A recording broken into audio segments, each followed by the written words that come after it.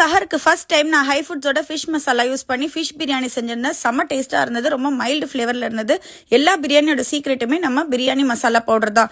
1/2 kilo boneless ஃபிஷ்ல பசுமஞ்சள் தூள், salt, fish masala powder and Kashmiri chilli தூள் போட்டு 1/2 hour ஊற வச்சிருங்க. 1/2 கிலோ பாஸ்மதி ரைஸை 1/2 hour கண்டிப்பாக ஊற வச்சிடணும். தண்ணி ஊற்றி பேனில் எண்ணெய், நெய், பட்டை, கிராம்பு, ஏலக்காய், கருப்பு ஏலக்கி, ஸ்டார் அனீஸ், பிரிஞ்சி இலை, 2 வெங்காயம் நல்ல கோல்டன் ப்ரௌன் ஆனதும் 2 டீஸ்பூன் இஞ்சி பூண்டு பேஸ்ட், சால்ட், அதுக்கப்புறம் 2 தக்காளியோட சேர்த்தே கொத்தமல்லியை நல்லா வதக்கி விட்டுருங்க. ஹை ஃபுட்ஸோட காஷ்மீரி சில்லி தூள், நம்ம ஊற வச்சிருக்க ஃபிஷ் எல்லாம் போட்டு 5 minutes சிம்ல வச்சுட்டு ஹை ஃபுட்ஸோட கரம் மசாலா பவுடர் கொஞ்சமா, அப்புறம் 1/2 கிலோ அரிசிக்கு 1 லிட்டர் தேங்காய் பால், தண்ணி ஊற்றுன தேங்காய் பாலை கலந்துட்டு புதினா போட மறந்துட்டேன், ஸோ இந்த ஸ்டெப்பில் போட்டிருக்கேன். அப்புறம் ஊற வச்ச அரிசி, ஹை ஃபுட்ஸோட பிரியாணி மசாலா பவுடர் 1/4 ஸ்பூனுக்கு கம்மியாக போட்டு 10 minutes தம்மில் வச்சிங்கன்னா ரொம்ப டேஸ்டியான ஃபிஷ் பிரியாணி ஈஸியாக வீட்டிலேயே செஞ்சிடலாம். நம்ம பிரியாணி மசாலா, ஃபிஷ் மசாலா ஆர்டர் பண்ணோன்னா வாட்ஸ்அப்பில்